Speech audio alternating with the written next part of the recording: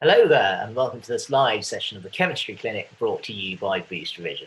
Today is the last of our Sunday sessions before we take a break for the summer holidays, and then we will see you back in the new academic year in September with our new session of lives on a Sunday. In today's final session, we're going to be looking at transition metals and all things transition metals, starting with their very characteristic properties, so their ability to catalyze reactions, the formation of complex ions, and they're also the formation of colored compounds as well. And also we will be looking at the ability to have variable oxidation states. As usual, we will be looking at practice questions taken from exam papers towards the end of the session. And of course, I will urge you to at various points, if you've got any questions at all, to use the chat function to pose these questions to me, and I will be pausing to answer them for you. So as well as looking at the characteristic properties, we'll also be looking at some of their reactions. So we'll be looking at the precipitation reactions.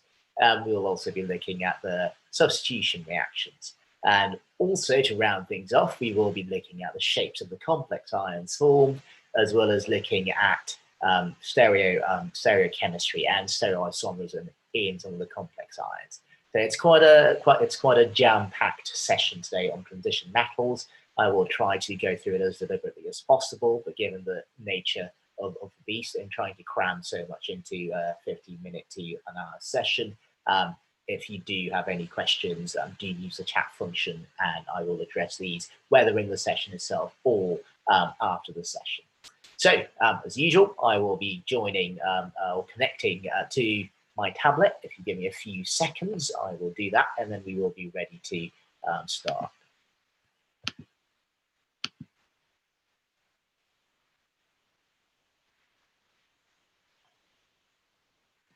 Brilliant. So, yeah, hopefully you should all be seeing my title page, Transition Metals. And, of course, we're going to be starting by looking at where in the periodic table these transition metals appear. And hopefully on your screens you can see that I've got a section of the periodic table showing the D block elements. So these are elements whose highest energy electrons are in a D subshell. And that is where we will find the transition metals. However, not all of the D block elements are transition metals. There is a very specific definition for what a transition metal is. And this is that they have to be a D block element that has at least one ion, one stable ion that has an incomplete D subshell. Okay, so some of these elements in the D block will not fulfill that definition. Most of them will. Okay, so we're looking at D block elements with at least one stable ion that has an incomplete D subshell.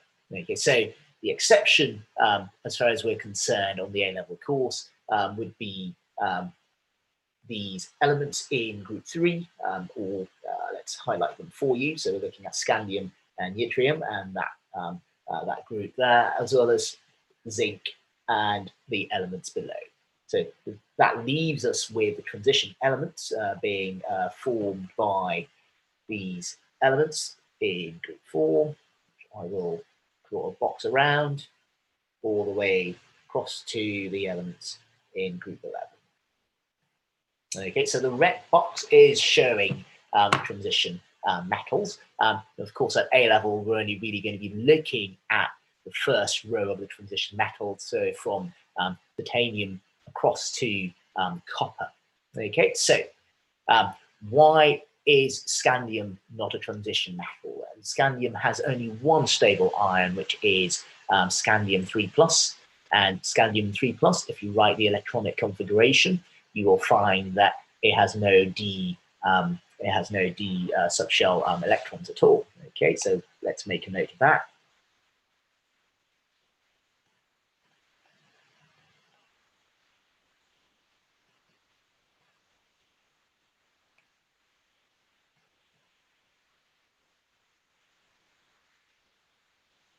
Okay, and if we go across to group 11, so rather group 12, and consider zinc, the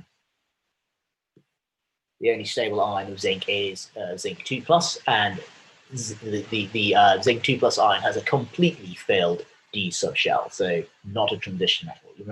Remember the transition metal has to have a partially filled D subshell or an incomplete D subshell.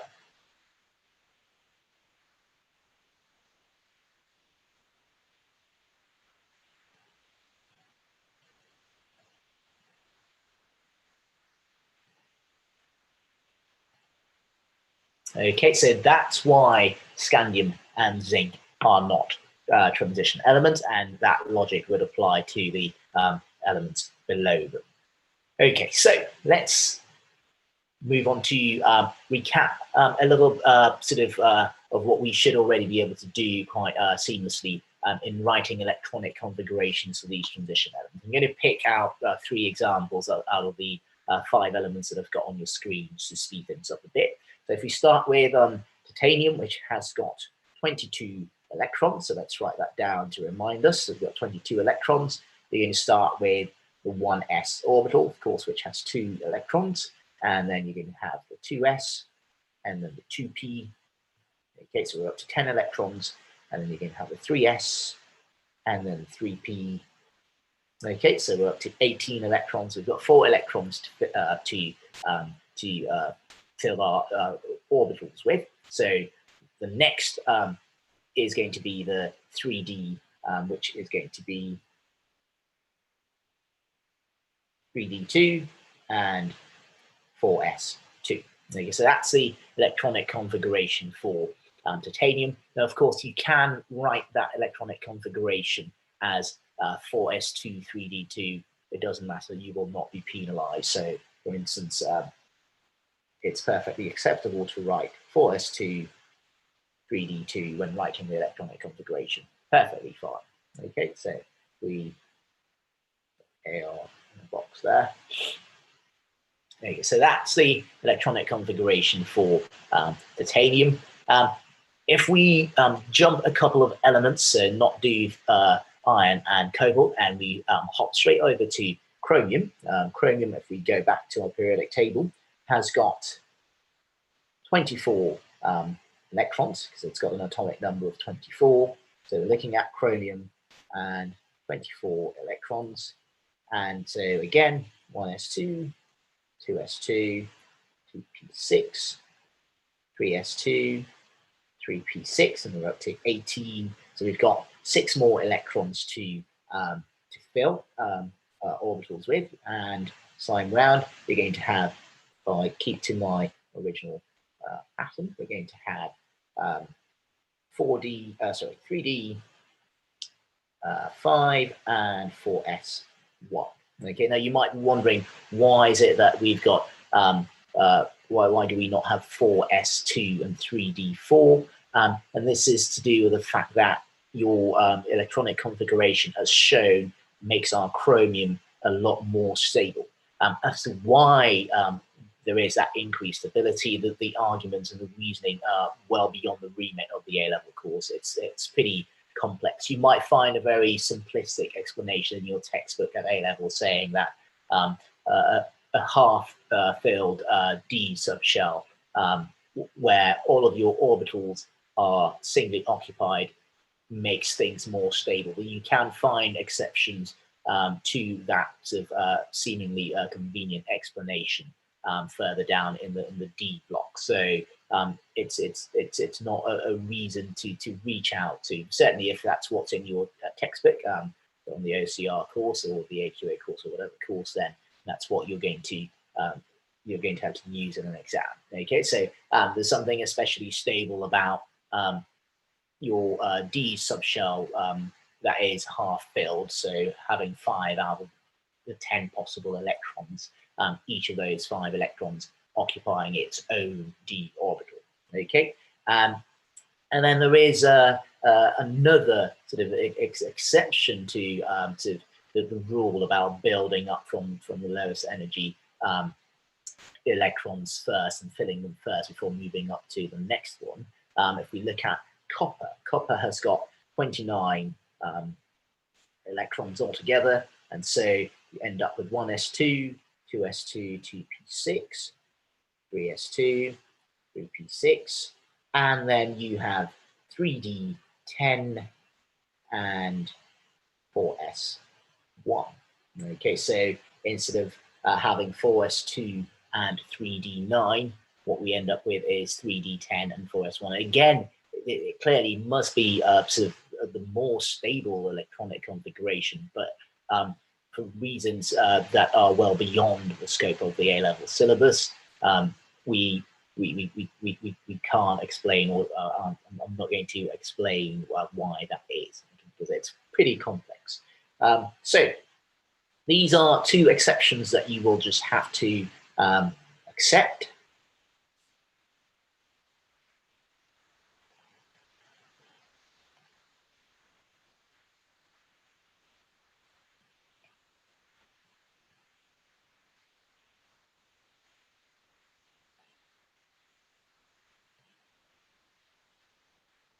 Okay, so the alpha rule being that you fill the lowest energy orbitals first before you fill higher energy orbitals. But in this case, our D subshell in chromium isn't completely filled, and so we've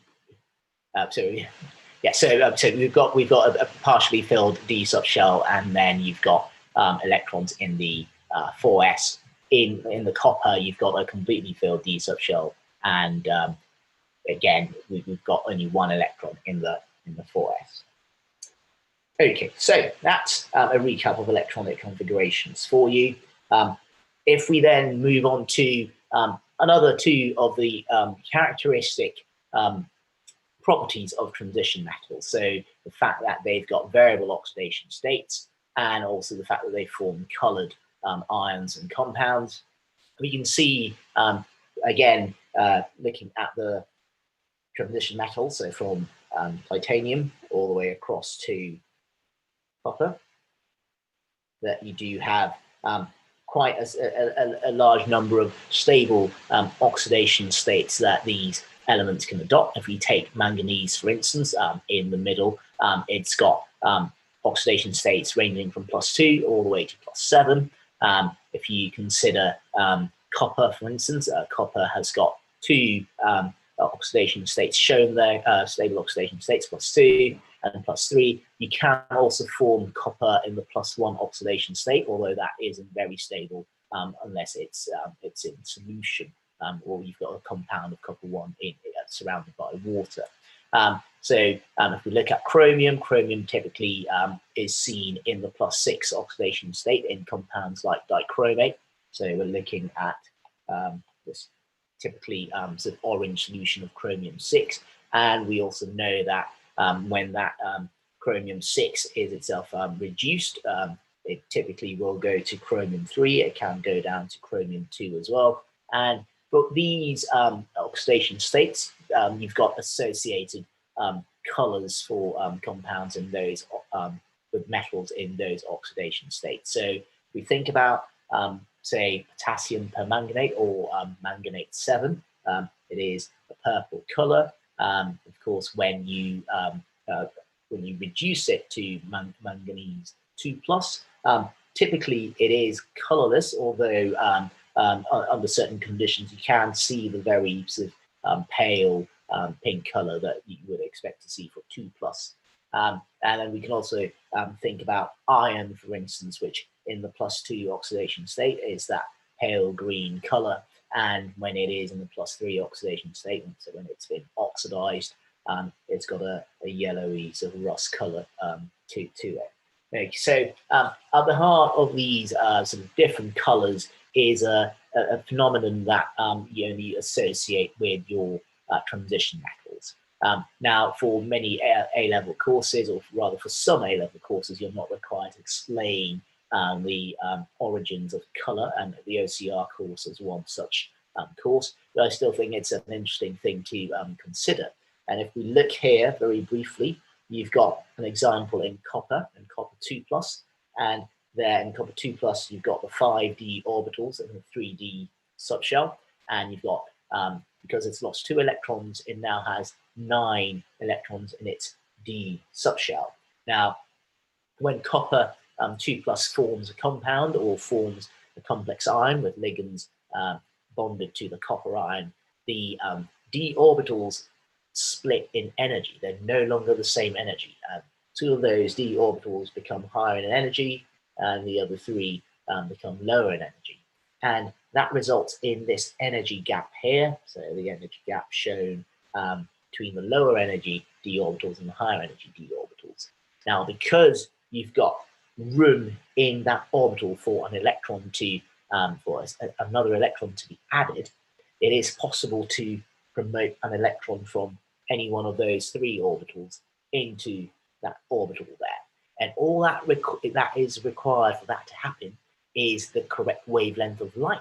Okay, so if you shine visible light through your solution containing copper-2+ ions, then part of that visible light will be absorbed, and what is left, so the complementary color to the wavelength that has been absorbed, is the color that you see. So for copper-2+, you're going to get absorption in the sort of yellow sort of wavelength, and because of that, the complementary color that you're going to see is blue. Hence, copper-2+ solutions containing copper-2+ appear blue in color, or different shades of blue, and that's to do with the wavelength of light being absorbed here, which is yellow, and therefore you see the complementary color blue. Okay, so we also know that the transition metals are wonderful catalysts. All sorts of reactions are catalyzed by the metal itself, or compounds containing a transition metal. So, for instance, the reaction between zinc and sulfuric acid can be catalyzed by copper metal. Copper is shown here as a catalyst, and it can also be catalyzed by copper-2+ ions.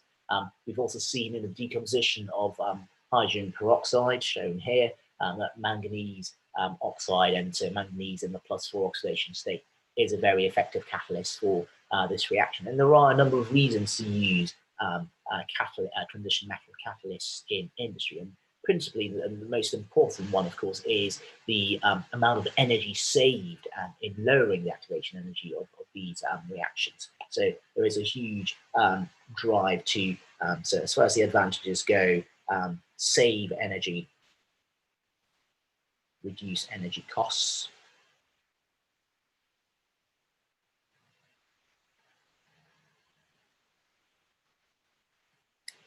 Okay, and that makes many industrial processes viable as an economic endeavor. There are, of course, disadvantages to using transition metals, not least their toxicity and the harm they can cause to the environment. So something to note as well.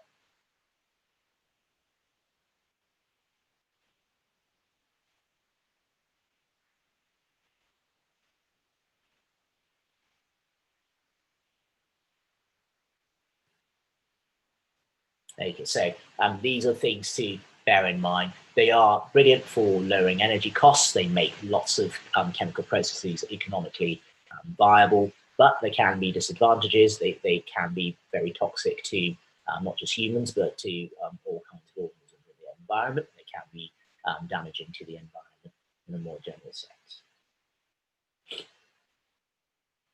Okay, so the transition metals are quite atypical of metals in that they are able to form very readily form complex ions.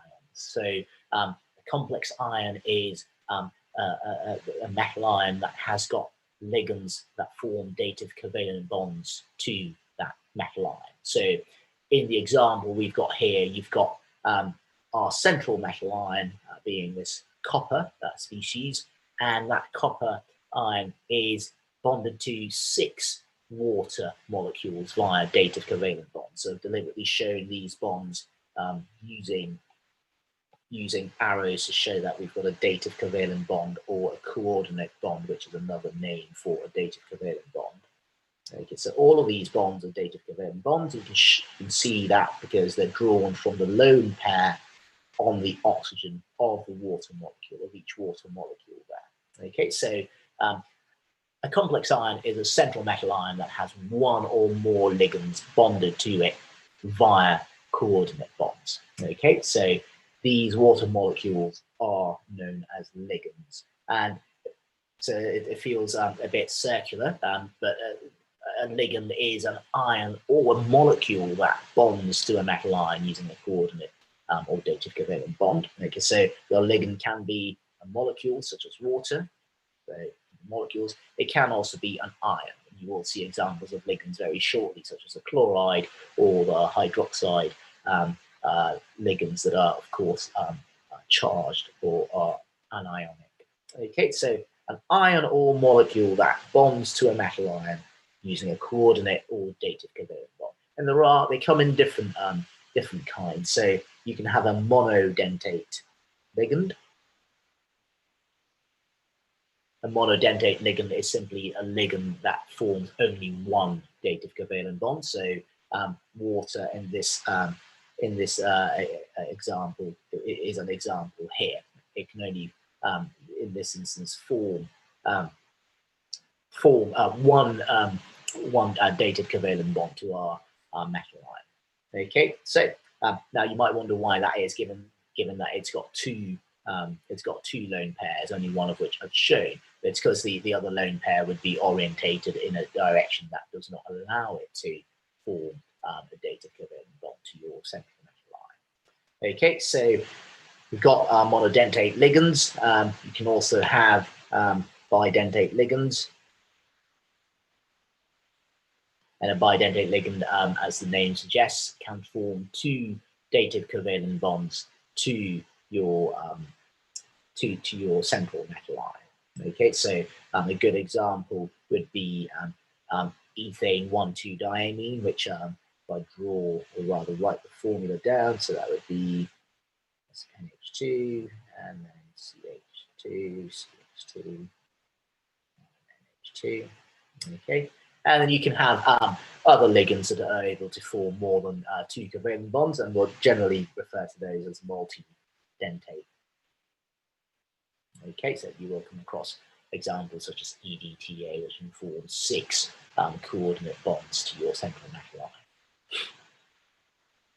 Another definition we need to be familiar with and be able to recall and apply accurately is coordination number, and that simply refers to the number of coordinate or dative covalent bonds to the metal ion. It is defined in terms of the metal ion and how many coordinate bonds are being made to that metal ion. Okay, so in the example we've got hexaaqua copper 2+, and that has a coordination number of 6. So you can write that down.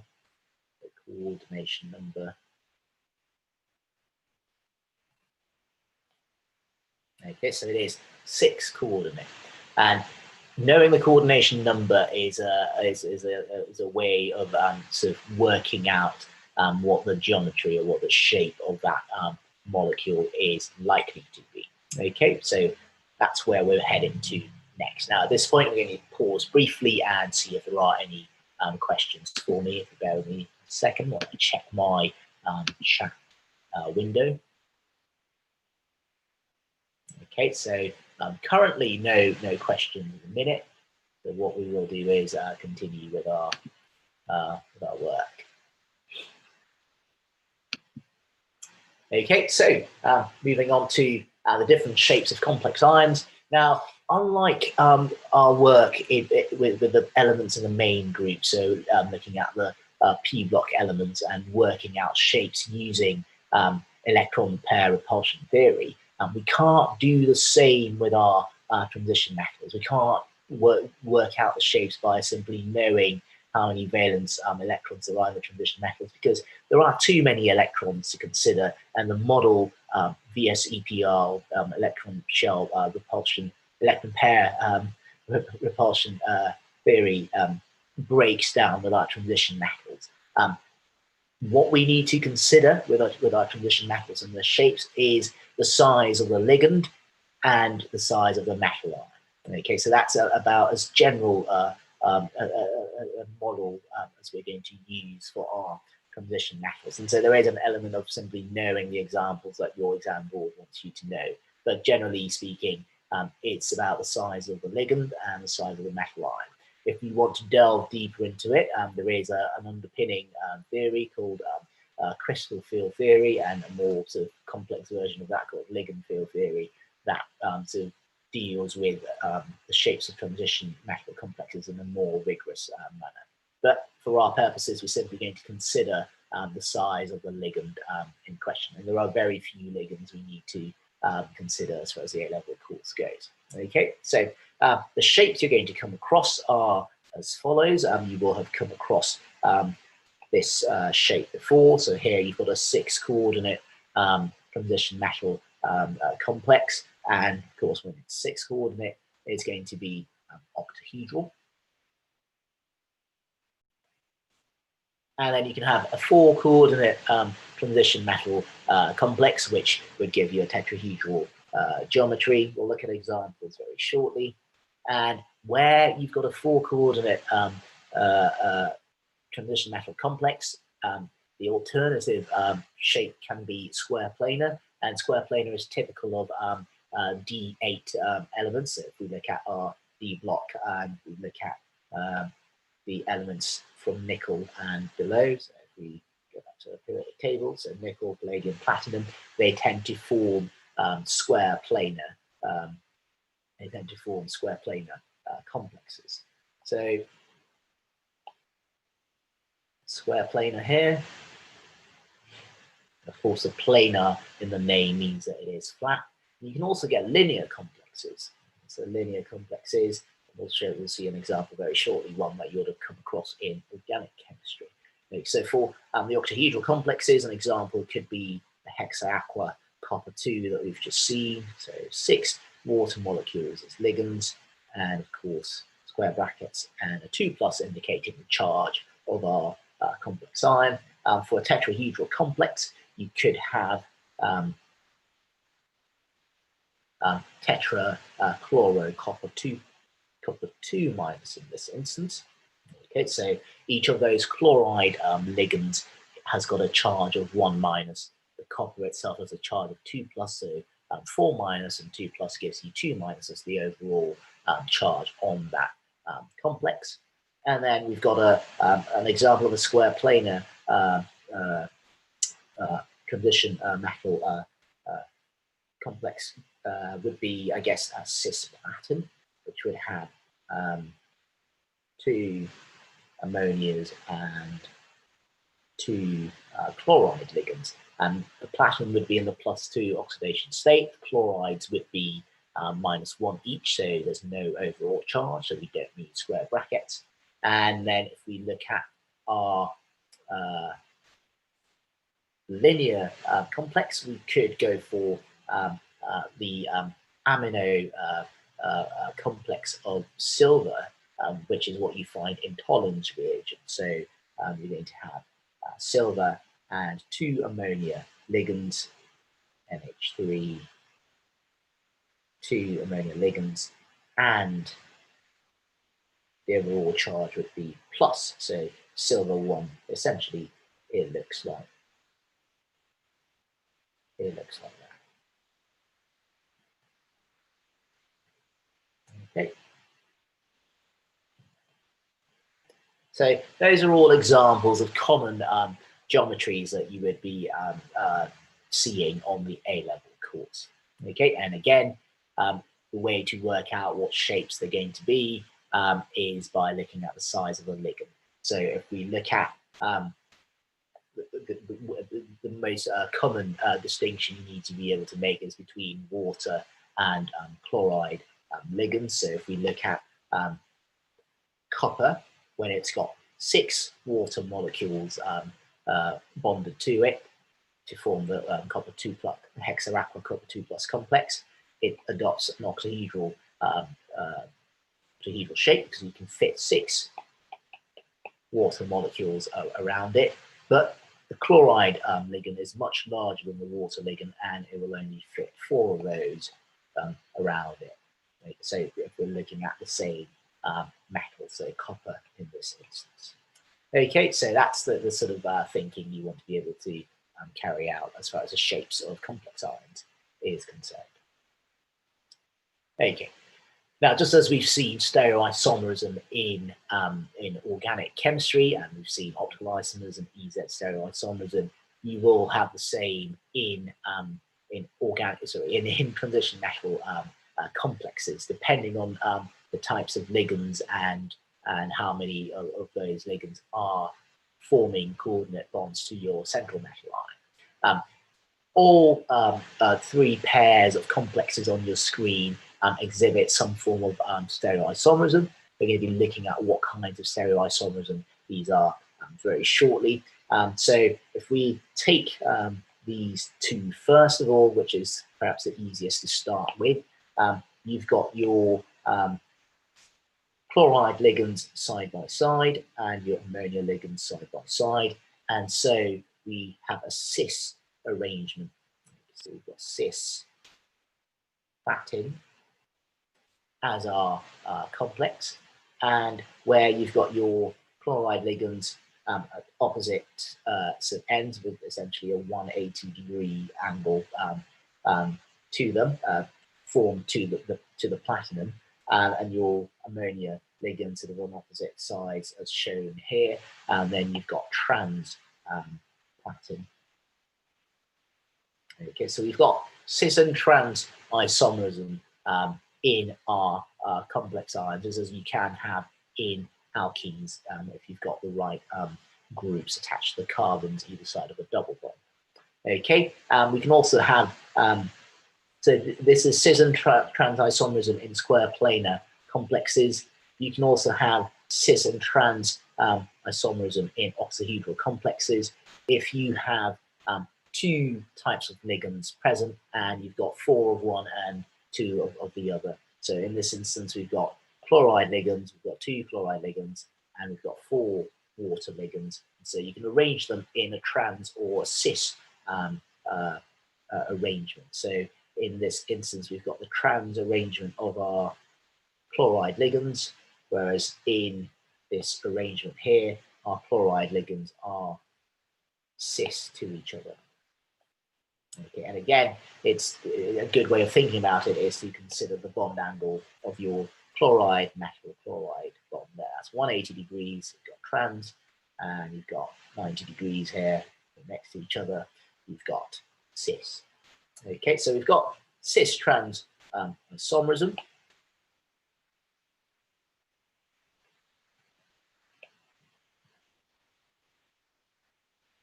Okay, so cis and trans. And then you can also have optical isomerism. So optical isomers, remember, are non-superimposable mirror image molecules of each other.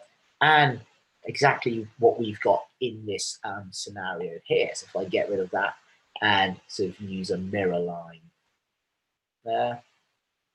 Okay, so you should be able to see that you've got mirror images of each other. So you've got this lobe here. So here we've got a bidentate ligand in ethane 1,2-diamine. So we need a bidentate ligand.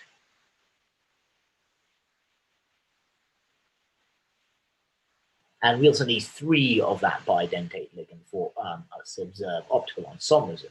So you've got the ethane diamine ligand there. That's one lobe of it there to your complex ion. There's its mirror on the other complex ion. There's another lobe there, and there's its mirror image on the other side. And then, of course, you've got another lobe there and another one there. Okay, so if you imagine trying to pick up the one on the right and sort of sliding it across and trying to superimpose it onto the one on the left, you'll find that it doesn't matter how you rotate it or through what angle you rotate it, you can't superimpose one on the other. Okay, so what we've got here are optical isomers of each other.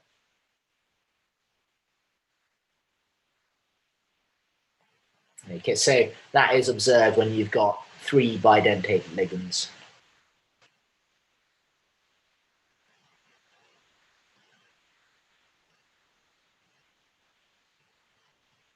Okay, so you want the same bidentate ligand and 3 of it, and you can then have mirror image molecules.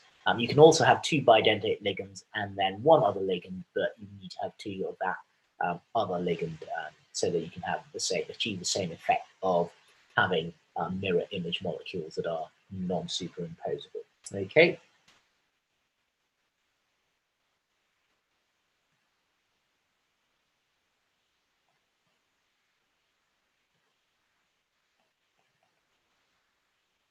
Okay, so that's all I'm going to say on isomerism. If we move on to some of the reactions you're expected to know as far as transition methods are concerned, you'll come across ligand substitution reactions. So these reactions are reversible, so you will establish an equilibrium, and which this equilibrium can be shifted one way or another by adding one ligand or the other ligand to push it one way or another. Okay, so we're going to be looking at these ligand substitution reactions. Now, if you've got your hexa aqua copper complex here, so copper with 6 water molecules of ligands and a charge, an overall charge of 2+. If you add a large excess of your ammonia ligand, and what happens is that you are able to displace most of the water. In fact, you are able to displace 4 of those water molecules, and you're able to replace these 4 water molecules with 4 ammonia ligands. You're not able to replace all of the water molecules because of the size of your ammonia ligand. So if we replace 4 of those water molecules with ammonia, we're still going to have, so the ammonia is a neutral ligand, so the overall charge is not going to change. We're going to have 2 water molecules. There we go. So we've got, sorry, did I say 2 water molecules? We've got 4 water molecules that we have replaced. Okay, so started off with 6 water molecules, all bonded dated covalently to your copper ion. We remove 4 of those, so you should expect to see 4 water molecules as products. Replace those 4 with ammonia ligands, and we've still got water molecules bonded to your copper. Now, in fact, it is a little bit more complex than I've shown, because if you have ammonia, which you're going to add to your solution of copper 2+ ions containing water ligands, the ammonia itself, it dissolved in water, forms ammonium hydroxide. So the first few sort of drops of ammonium hydroxide that you add sees the replacement of water molecules, water ligands, by hydroxide ligands. So what you end up with is a pale blue precipitate being formed. So looking at the result of a precipitation reaction. So what initially forms is copper and removal of 2 of the water molecules. So we've only got 4. Let me get rid of that for a second. So we've got 4 water ligands left, and hydroxide ligands 2 being formed, and there's no overall charge because of the 2 hydroxide ions each having a minus charge on it. So we've got a hydroxide precipitate.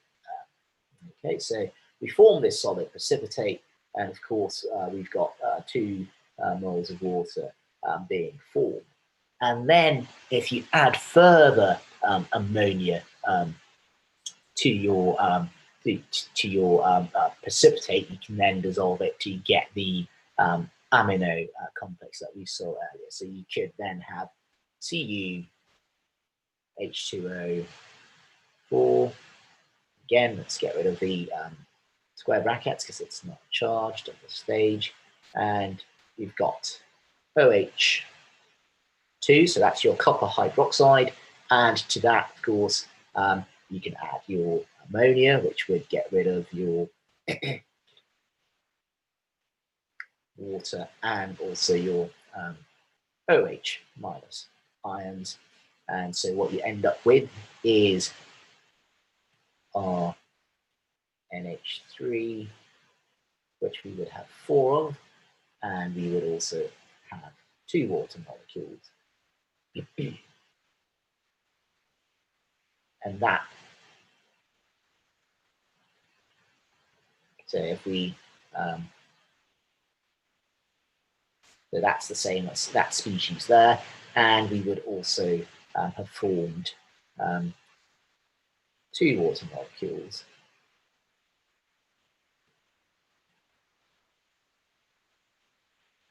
and 2 OH minus.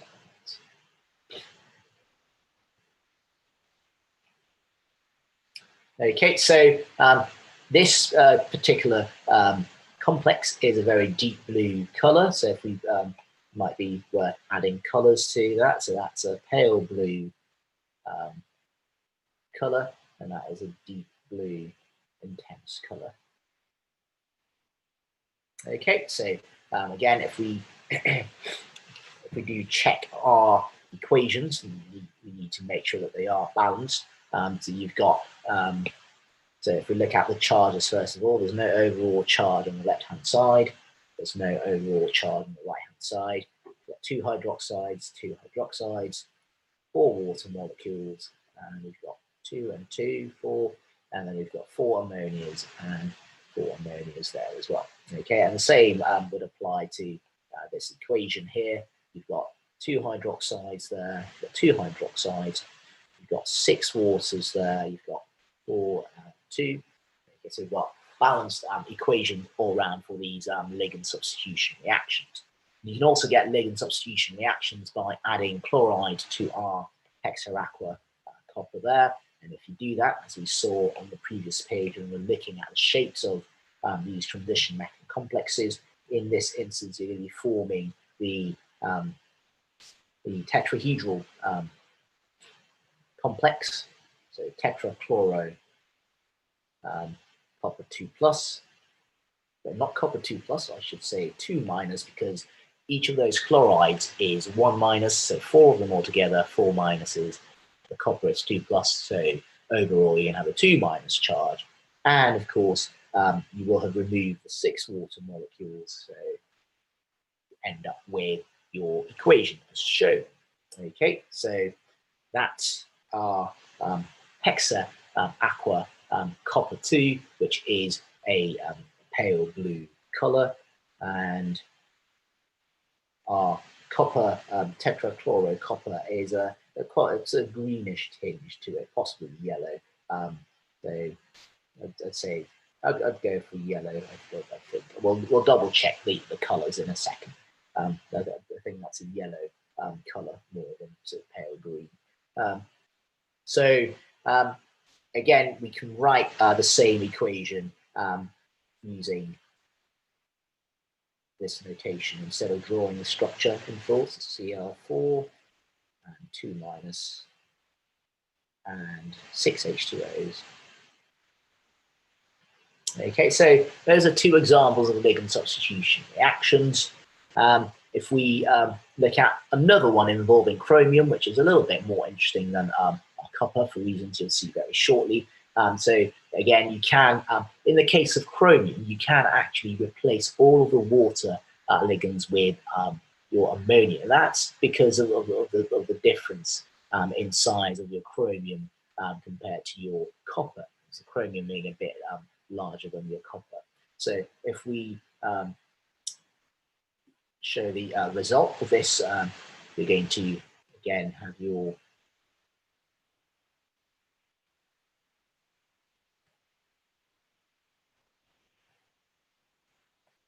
octahedral complex. So this is chromium. Now the difference, of course, here is that chromium is in the +3 oxidation state. So our overall charge is going to be +3, and we will have replaced all of our 6 water molecules with ammonia. So we will expect to form 6 molecules of water. And just as we saw with copper, in the reaction of ammonia with your copper 2 complex, the initial addition of ammonia actually results in the reaction of hydroxide ions formed from the ammonium hydroxide, obtained from the ammonium hydroxide, and these would replace the 3 of the water molecules initially. So you would expect to form Cr and H2O 3, and you would have OH. So again, because we're forming the neutral precipitate, there shouldn't be a square bracket there, and so that would be chromium hydroxide, which is very interesting for reasons we'll discuss very shortly. And So we will have replaced 3 water molecules. So there we go. Okay, so we do have a balanced equation there. Now, chromium hydroxide is itself amphoteric, and that means that it is able to react with acid as well as being able to react with alkali. Okay, so it is amphoteric. And we'll see that very shortly. If you add further ammonia to our precipitate, we can then obviously go achieve. So if we can then replace all of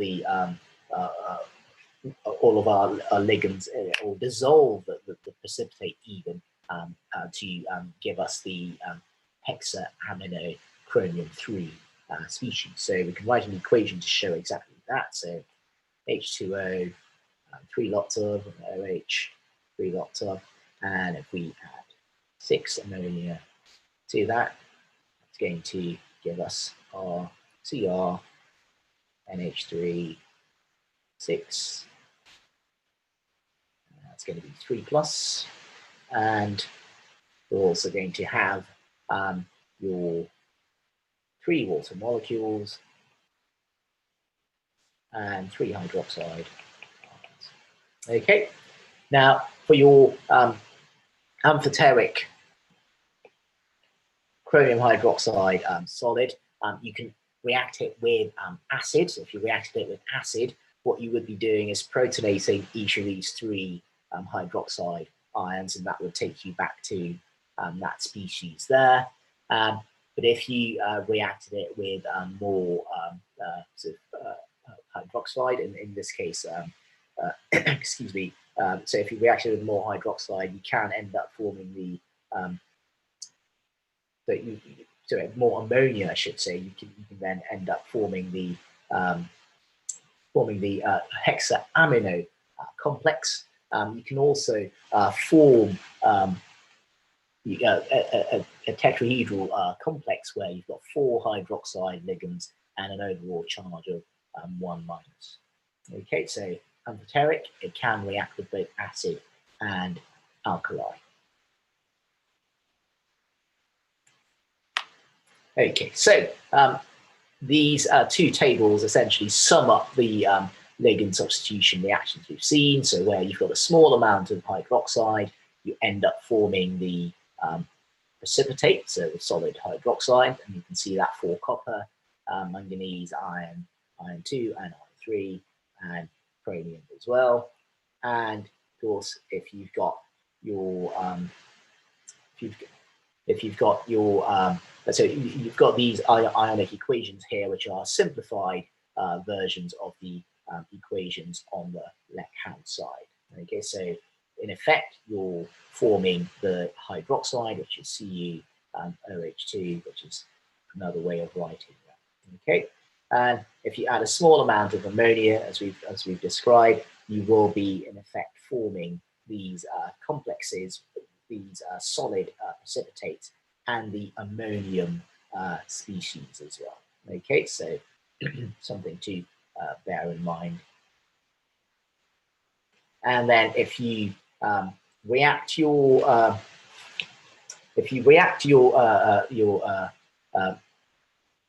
your complex with your solid precipitate with hydroxide, you end up forming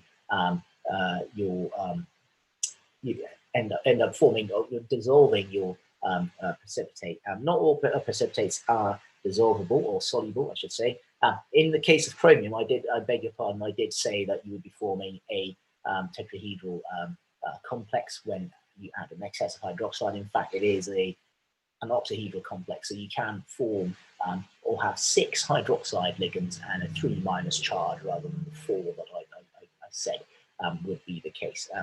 So in the case of, I guess, aluminium, which isn't a transition metal, you would get a tetrahedral species. But in the case of chromium, transition metal, it would have 6 hydroxide ligands as shown here. Okay, so this is your amphoteric precipitate or solid acting as an acid in its reaction with hydroxide ions. and here it is acting as a base in accepting these H plus ions to give you back your hexaaqua chromium complex. Okay, so this is another useful summary table that we can refer to when revising. Okay, to quickly round things off, we will look at one question from a past exam paper looking at conditioned chemistry. We're shown here a flow chart looking at different transformations, different reactions, and are asked to say what is formed and what sorts of reactions are taking place. If we look at reaction 1, you've got aqueous hydrochloric acid reacting with hexaaqua copper 2+. So we've got what is a ligand substitution reaction occurring. So we would expect to see, as I described earlier, our yellow CuCl4 and an overall charge of 2-. Of course, it would be aqueous. And you would also, if you reacted your copper, hexaaqua copper 2+ with ammonia to form a pale blue precipitate, that would be the copper hydroxide. So you would be forming Cu, H2O, 4, OH2, or you could simply write it as Cu, OH2, OH in brackets, 2 after the bracket. So that is your solid precipitate. You can then dissolve that in excess ammonia to give you your NH3, 4 of that, and 2 water molecules, H2O and 2. And of course, that is now an ion again, because your ligands are neutral and copper is 2+. Okay, so that is your complex ion formed. If you react your copper, hexaaqua copper 2+ with your potassium iodide, what you've got now is a redox reaction. And if you look at the product's form, you can see why it is a redox reaction. That brown solution would be iodine dissolved in water. And so you've got I- going to I2, so it's gone from an oxidation number of -1 for the iodide to 0 for the iodine atoms in iodine. Okay, so that would be a loss of electrons, so the iodide itself is oxidized, and so something else must be being reduced. Okay, so the copper 2+, if it's being reduced and forming a white solid rather than a brown solid, so it must be being reduced to copper 1. So the compound form should be copper iodide, okay, which is your white solid. Okay, so that is, okay, and we very quickly look at part 2, which is asking us to consider the names of the reactions in question. You've got reaction 1, which is a ligand substitution reaction.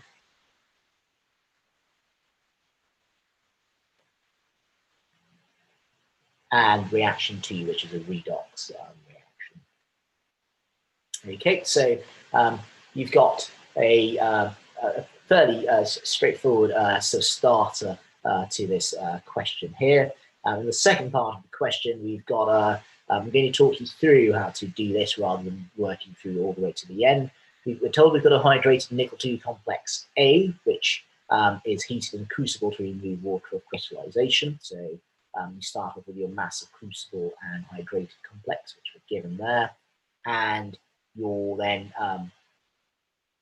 heating it, and then at the end you've got your mass of your crucible and your anhydrous complex. So if you subtract that from that, you work out what mass of water has been removed, so you can work out the moles of water, which you will probably be using shortly. You can also work out the mass of the anhydrous complex B by subtracting the mass of the crucible from that. Okay, so again, that would allow you to work out the number of moles of your anhydrous complex, which indeed you are given the molar mass of, so 309.7. So the anhydrous complex is analysed and found to have a molar mass of 309.7. and to contain the following percentage composition by mass. Now, if you're given this data and you've got that data, it allows you to work out the molecular formula. So the first thing to do is work out the empirical formula using these. So divide each of these numbers by the atomic masses. And then when you've done that, divide by the smallest number of moles to get the whole number ratio, which would be the empirical formula. And then compare the mass of the empirical formula to that to see if you need to multiply the empirical formula by a factor to get the molecular formula. Okay, so once you've worked out the molecular formula, you should be able to then work out how many well, I'm not sure we're being asked to do that. So let's read on first to see what's being asked of us. The anhydrous complex B contains a cation C comprising nickel, carbon, nitrogen, and hydrogen. Okay, so the cation is 6 coordinate, contains 3 molecules of the bidentate ligand D. Okay, and exists as optical isomers. So we know that if you're going to have optical isomers, you're going to need 3 molecules of a bidentate ligand. We've got nitrogen and hydrogen and carbon here, which would be in our bidentate ligand. You may already be able to guess what the bidentate ligand is, not having done the calculation. It's likely to be ethane diamine. So that would allow us to determine the formula of A. Remember, A is our hydrated complex, and so we would actually need to know what the water of crystallization of A is. So we could actually work out the mass of water removed and the number of moles that is equal to, and put it together as a ratio between the anhydrous formula, so which we would be finding here, and water. So we are in a position to work out the formulae of all of these, including the bidentate ligand, which is ethane diamine, and our cation, of course, which is the complex ion. So it would be nickel and 3 ethane diamine ligands, and of course the nickel would be would have a charge, which we are told is 2+. Okay, so nickel 2+. And you're asked to show all your working. So all of the reasoning I've given to arrive at the final answer. Okay, so this brings us to the end of our session. I'm just quickly going to check that there aren't any questions for me. Right, so there are, I've got, it is inorganic chemistry, and so this is, if Sam is still watching, I've only just spotted your question. If Sam is still watching, this is for A level, yes, it is for A2 year 13 chemistry. It is inorganic. Hopefully that it's sort of, I don't know if you've actually got any substantive questions to on the transition metal chemistry we've just been doing. But if you do, please do ask. It doesn't appear to. Let's have another look here. Yeah.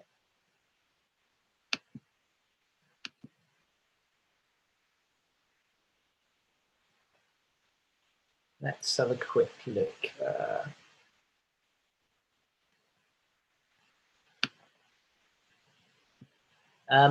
I do apologise, Sam, but I can't seem to see any actual questions about the chemistry. I'm not sure what you mean by explaining this more. It is inorganic chemistry, and you do have access to the videos if you are a subscriber to the site. But feel free to email me if you do have any specific questions about transition metal chemistry or any parts to what we've just gone over. And I'm more than happy to email you back. In fact, what I'll do is drop you a line in the chat function.